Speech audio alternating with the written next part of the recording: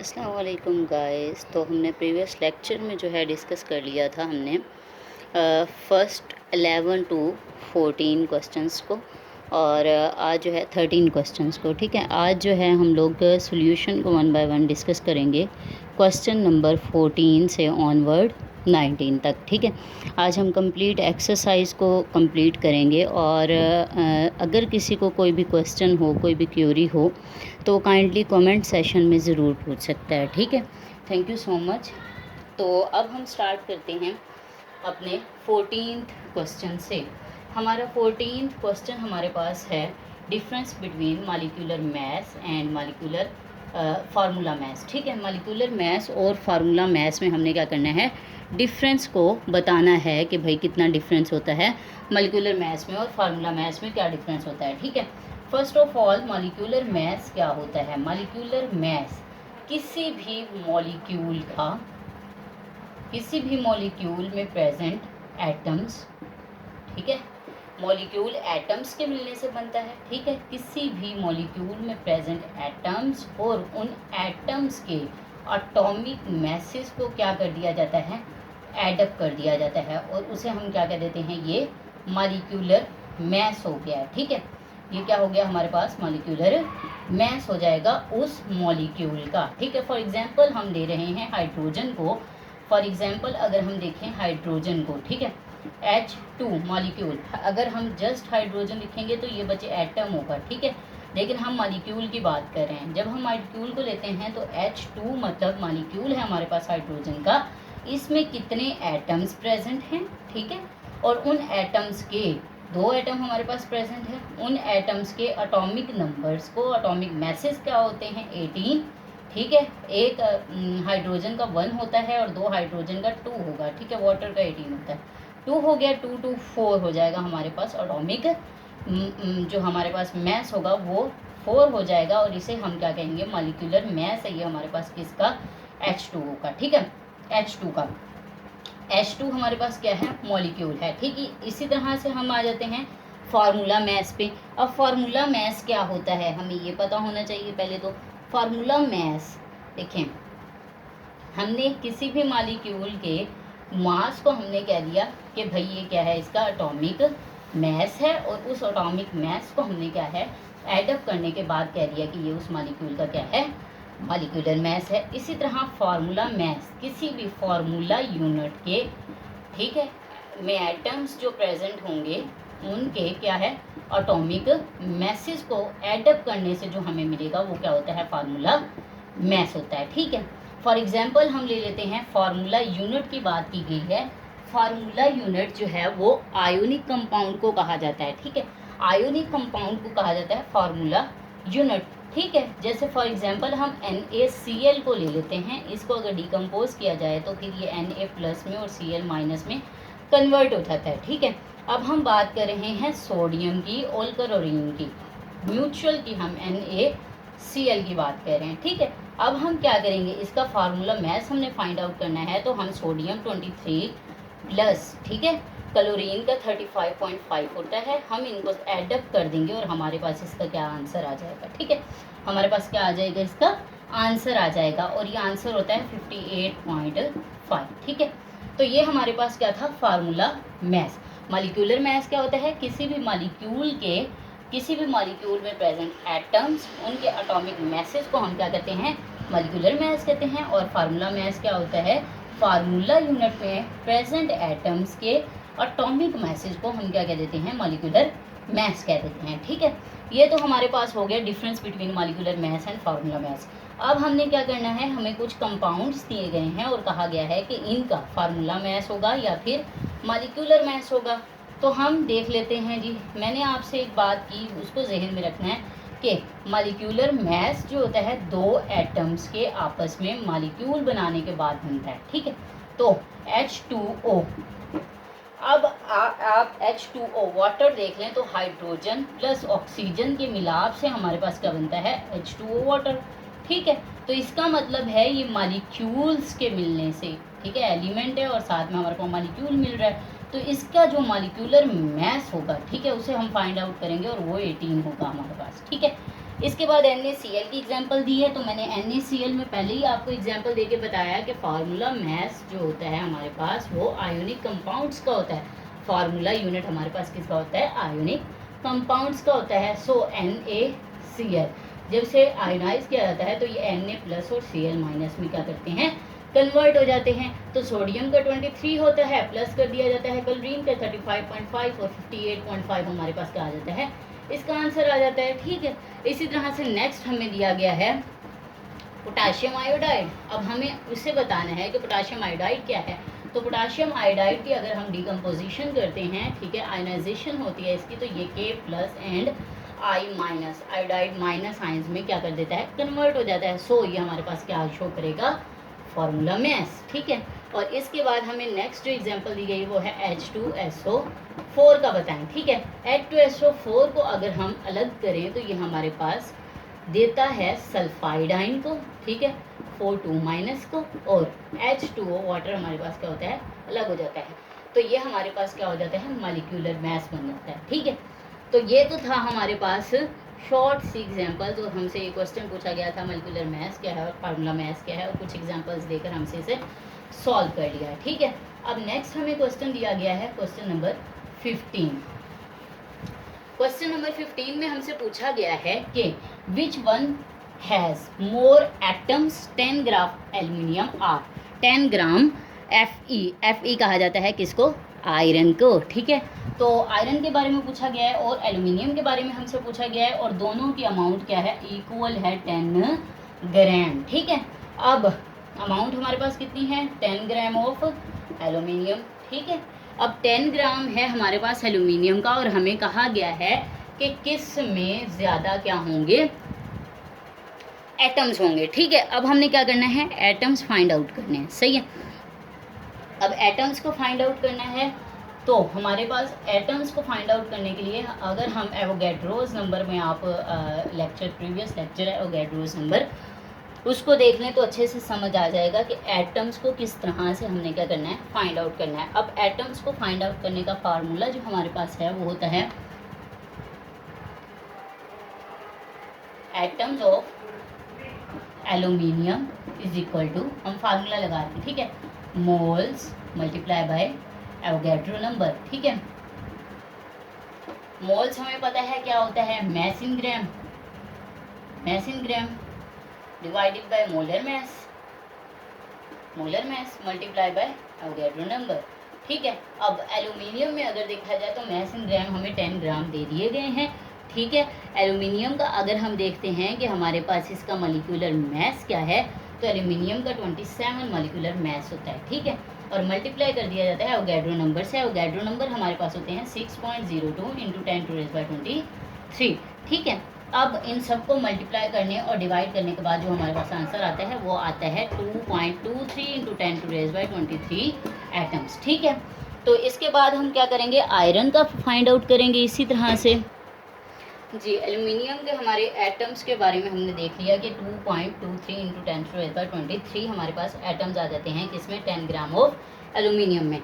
इसके बाद हमें नेक्स्ट क्वेश्चन दिया गया है कि हमें 10 ग्राम ही दिए गए हैं और आयरन के बारे में पूछा गया है कि इसमें कितने एटम्स प्रेजेंट होंगे। तो वही सेम फार्मूला जो है हम यहाँ पे पुट कर देंगे यही।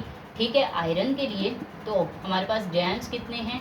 10 ग्राम्स ही हैं, और आयरन का जो एटॉमिक मास होता है, जो हमारे पास मॉलिक्यूलर मास होता है वो 56 होता है। मल्टीप्लाई कर दें एवोगैड्रो नंबर से 6.02 इंटू 10⁻23 से। ठीक है, तो हमारे पास आंसर आ जाता है 1.15 इंटू 10⁻23 एटम्स। ठीक है, अब यहाँ पे एक छोटी सी ट्रिक है, वो ये है कि अगर आपका मॉलिक्यूलर मास, जिस कंपाउंड का मॉलिक्यूलर मास ज़्यादा होगा उसके एटम्स की तादाद भी क्या होगी? ज़्यादा होगी। फॉर एग्जांपल यहाँ पे एल्यूमिनियम में हमने देखा कि मॉलिक्यूलर मास जो है वो मॉलिक्यूलर मास कम होगा, तो हमारे पास क्या होगा? एलिमेंट के जो एटम्स हमारे पास होंगे, मॉलिक्यूल्स या फिर एटम्स या जो भी हमसे फाइंड आउट करने का कहा जाएगा, पार्टिकल्स, मॉलिक्यूल्स या एटम्स, तो उनमें क्या होगा कि जितना मॉलिक्यूलर मास कम है उतना ही इसमें एटम्स की तादाद क्या है? ज़्यादा है, और जितना मॉलिक्यूलर मास हमारे पास ज़्यादा होगा उतना एटम्स की तादाद क्या होगी हमारे पास कम होगी। एटम्स हो सकते हैं, मॉलिक्यूल्स हो सकते हैं, पार्टिकल्स हो सकते हैं, ठीक है। तो ये क्या होता है, ये इन्वर्स रिलेशन होता है, मॉलिक्यूलर मास जो होता है वो इन्वर्स रिलेशन होता है किससे, एटम्स के, ठीक है। एटम्स ज़्यादा होंगे तो मॉलिक्यूलर मास क्या होगा, कम होगा, ठीक है। यहाँ पे भी देख सकते हैं कि जो हमारे पास मॉलिक्यूलर मास है 27 है, कम है, तो इसके एटम्स जो हैं वो हमारे पास आयरन की निस्बत क्या हैं, ज़्यादा हैं, ठीक है। इसके बाद हम नेक्स्ट क्वेश्चन देख लेते हैं हमारा, जो कि है 16, और उसमें हमें कहा गया है कि हमने शुगर और वाटर में हमें, और एक चीज़ जो इसकी याद रखनी है, हम नेक्स्ट क्वेश्चन करते हैं उसमें मैं एक और ट्रिक भी आप लोगों को बता दूंगी कि आप लोग एक और चीज़ जो माइंड में आप लोगों ने रखनी है, ठीक है। इसमें नेक्स्ट क्वेश्चन 16 में हमें दिए गए हैं 9 ग्राम दिए गए हैं किसके, वाटर के, ठीक है, और हमें दिया गया है शुगर के भी 9 ग्राम दिए गए हैं, ठीक है। अब इसमें भी वही सेम हमने क्या करना है, एटम्स को फाइंड आउट करना है। तो हम देखते हैं कि हमें ग्राम कितने दिए गए हैं, एटम्स को हमने इसमें फाइंड आउट करना है। ग्राम हमें दिए गए हैं 9, वाटर का होता है 18, हाइड्रोजन 2 है, ऑक्सीजन का 16 होता है, 16 multiply by 2 is equal to plus 2 is equal to 18, ठीक है। अब इसके अलावा हमें मल्टीप्लाई करना है किसको, एवोगैड्रोस नंबर को। एवोगैड्रोस नंबर की वैल्यू जो होती है 6.02 इंटू 10⁻23 होती है, ठीक है। इनको डिवाइड करेंगे तो हमारे पास आंसर आ जाएगा 9 को और 18 को, ठीक है। 2 पे वैसे भी डिवाइड होता है, ठीक है। तो हमारे पास ये आंसर आ जाएगा, और इसको हम जो है मज़ीद सिंप्लीफाई करेंगे, और हमारे पास जो मज़ीद आंसर आता है वो होता है 3.01 इंटू 10⁻23 मालिक्यूल्स, ठीक है। अब हमें नेक्स्ट जो कहा गया है वो हमें कहा गया है शुगर के बारे में। तो शुगर के एटम्स को हमने फाइंड आउट करना है। तो शुगर का फार्मूला होता है C6H22O11, ठीक है, शुगर का फार्मूला होता है। कार्बन 12 होता है, ठीक है, और हमें 12 ही उसके एटम्स दिए जाते हैं, ठीक है। इसी तरह से हाइड्रोजन का 22 है तो ये 22 ही आएगा, ठीक है। ऑक्सीजन का 11 को मल्टीप्लाई कर दिया जाता है किससे, ऑक्सीजन के एटॉमिक नंबर से, जो कि हमारे पास कितना होता है 16 होता है। तो इसको सम अप करने के बाद जो हमारे पास आंसर आता है वो आता है 342, ठीक है। अब हमने क्या करना है, सेम वही फार्मूला हमने लगाना है। मैस इन ग्राम हमें 9 दिया गया है, जो हमारे पास मोलर मैस है वो 342 है, मल्टीप्लाई कर देना है एवोगैड्रो नंबर से, मल्टीप्लाई बाई 10⁻23, ठीक है, और हमारे पास आंसर आ जाएगा जो कि हमारे पास होगा 1.584 मल्टीप्लाई बाई 10⁻22, ठीक है, 22 मालिक्यूल्स। अब यहाँ पे भी आप देख सकते हैं कि जिसका हमारे पास मालिक्यूलर मैस कम है उसका क्या हमारे पास ज़्यादा है, मालिक्यूल्स ज़्यादा हैं उसमें प्रेजेंट। जिसका मालिक्यूलर मैस हमारे पास ज़्यादा है उसमें हमारे पास क्या है, एटम्स कम हैं, ठीक है। तो एक चीज़ हमेशा जो यहाँ पे याद रखनी है वो ये कि शर्त ये है कि दोनों में हमें मैस इन ग्राम जो दिए गए हैं, जो हमें अमाउंट दी गई है वो सेम होनी चाहिए। दोनों में 9 ग्राम सेम दिया गया है, ठीक है। अगर पिछले प्रीवियस क्वेश्चन को देखें तो उसमें भी 10 ग्राम सेम दिया गया था, ठीक है। इसमें 9 ग्राम सेम दिया गया है। अब शर्त क्या है हमारे पास, कंडीशन क्या है कि हमें सेम अमाउंट दी जाए, ठीक है, और कहा जाए इन एटम्स में से मॉलिक्यूल्स को फाइंड आउट करें, ठीक है, या फिर इनमें से इन एलिमेंट्स में से एटम्स को फाइंड आउट करें, ठीक है। तो फिर सेम अमाउंट में हमें कहा जाए तो जिनका मॉलिक्यूलर मास कम होगा उनका क्या होगा हमारे पास है, एटम मॉलिक्यूल्स उसमें क्या होंगे, ज़्यादा होंगे, और जिनका मॉलिक्यूलर मास ज़्यादा होगा उनमें एटम मॉलिक्यूल्स क्या होंगे हमारे पास कम होंगे। तो ये था हमारे पास क्वेश्चन नंबर 16। अब आते हैं क्वेश्चन नंबर 17 पर।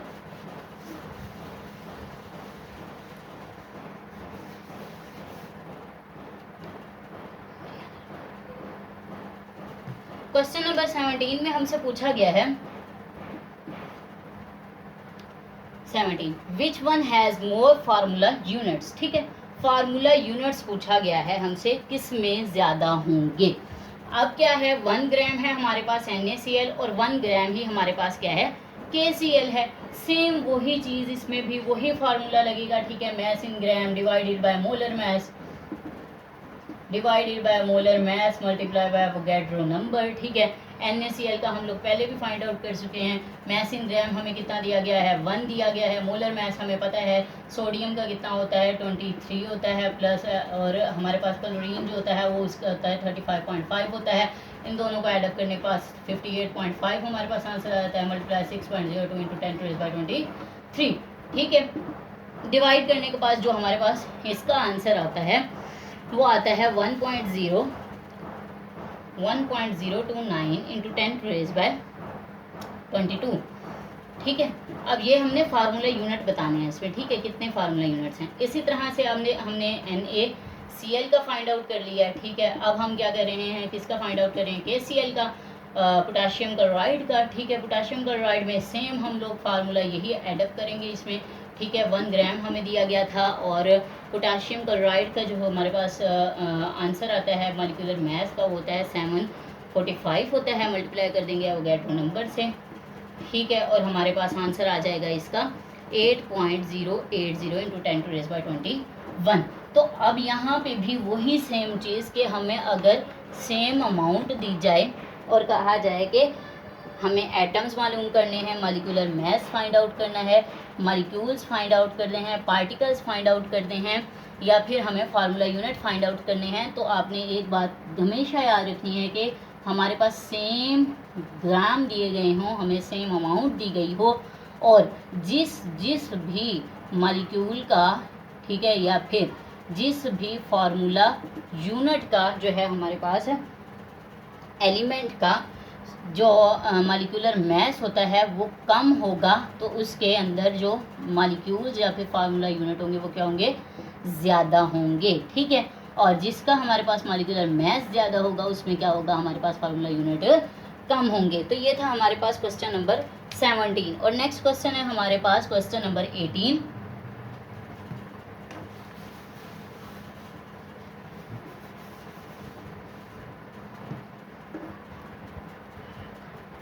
जी तो गाइस अब देखते हैं हम क्वेश्चन नंबर 18 की तरफ आते हैं। क्वेश्चन नंबर 18 में हमसे पूछा गया है होमो एंड हीट्रो एटॉमिक मॉलिक्यूल्स के बारे में, ठीक है। होमो और हीट्रो एटॉमिक मॉलिक्यूल्स को हम डिटेल में देख चुके हैं मिक्सचर के अंदर, बल्कि मॉलिक्यूल्स की टाइप्स के अंदर, ठीक है।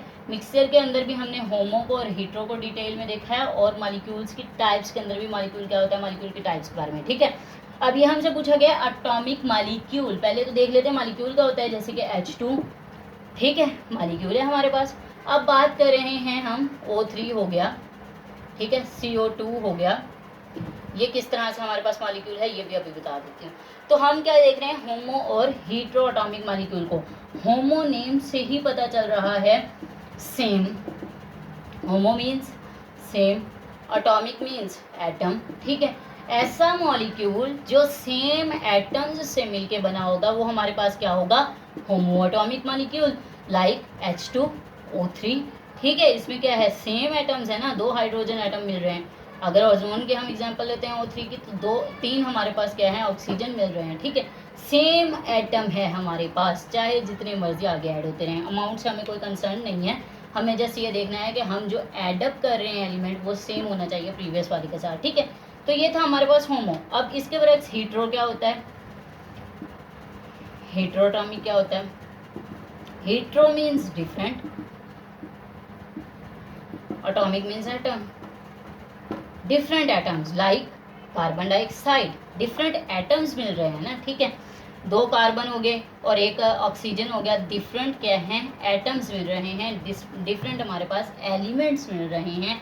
ऐसे हम मॉलिक्यूल को क्या कहेंगे, हीट्रोएटॉमिक मॉलिक्यूल, ठीक है। डाईएटॉमिक, ट्राईएटॉमिक, ये जो है हमने मॉलिक्यूल के टाइप में हमने डिटेल में डिस्कस किया हुआ है, लेकिन हमारा यहाँ पे कोई कंसर्न नहीं है। हमसे जस्ट पूछा गया है होमोएटॉमिक और हीट्रोएटॉमिक मॉलिक्यूल के बारे में डिफरेंस, तो हम होमो और हीट्रो के बारे में से बता रहे हैं, ठीक है। अगर किसी को डाई और ट्राईएटॉमिक वगैरह के बारे में फाइंड आउट करना है कि भाई मॉलिक्यूल की कितनी टाइप्स हैं, तो फिर आप प्रीवियस लेक्चर को देख लें जिसमें हमने मॉलिक्यूल के टाइप्स को डिस्कस किया है, ठीक है। और हमारे पास अब जो है लास्ट क्वेश्चन रह जाता है, वो है which one of the following has more hydrogen, 2 moles of HCl, 2 moles हैं किसके, HCl के, ठीक है। हमें कोई कंसर्न नहीं है यहाँ पे कुछ भी आ जाए, हमें सिर्फ हाइड्रोजन से कंसर्न है। हमें सिर्फ कंसर्न है हाइड्रोजन से, ठीक है। हम कहते हैं कि 1 मोल में कितने हाइड्रोजन हैं, एक हाइड्रोजन है HCl का, ठीक है। अब यहाँ पे बात हो रही है 2 मोल्स की, तो इसका मतलब है 2 मोल्स में कितने होंगे, 2 HCl होंगे, ठीक है। अब 2 मोल्स हैं, 2 HCl है, सही है। तो इसका मतलब है हम 2 से मल्टीप्लाई कर देंगे, किसको मल्टीप्लाई करेंगे, हाइड्रोजन के अमाउंट को ले रहे हैं हम, और इसको हम जो है 2 मोल्स की बात कर रहे हैं, तो हम इसको 2 से मल्टीप्लाई कर देंगे एवोगैड्रो नंबर के साथ, ठीक है। इसी तरह से हमें कहा गया है कि हमने 1 मोल अमोनिया में फाइंड आउट करना है, 1 मोल ऑफ अमोनिया हमें दिया गया है, ठीक है। और उसमें हमने फाइंड आउट करना है कितने हाइड्रोजन हैं, ठीक है। 1 मोल में अमोनिया के 1 मोल में, ठीक है। 1 मोल में हमने देखा 3 हाइड्रोजन है, 3 मल्टीप्लाई बाय 6.02 इंटू 10⁻23, ठीक है। और हमें यहाँ से पता चल जाएगा कि इसमें कितने हाइड्रोजन प्रेजेंट हैं। तो ये था हमारा आज का लेक्चर, जिसमें हमने डिटेल में डिस्कस कर लिया है अब के क्वेश्चन नंबर 14 से हमने क्वेश्चन नंबर 19 तक डिटेल में डिस्कस कर लिया है, ठीक है। अब अगर कोई भी क्यूरी है, कोई भी क्वेश्चन है, तो काइंडली जो है कमेंट सेक्शन में ज़रूर पूछिएगा। इंशाल्लाह नेक्स्ट लेक्चर में हम लोग चैप्टर नंबर 1 की फंडामेंटल केमिस्ट्री के हम एक्सरसाइज के लॉन्ग क्वेश्चंस करेंगे, ठीक है। काइंडली अगर कोई भी कंफ्यूजन हो, कोई भी क्यूरी हो, तो आप उनसे कमेंट सेशन में ज़रूर पूछ सकते हैं। तो आज हमारे ये शॉर्ट क्वेश्चंस जो हैं वो कंप्लीट हो जाते हैं यहाँ पे, ठीक है। Thank you so much. अल्लाह हाफिज़, फ़ी अमान अल्लाह।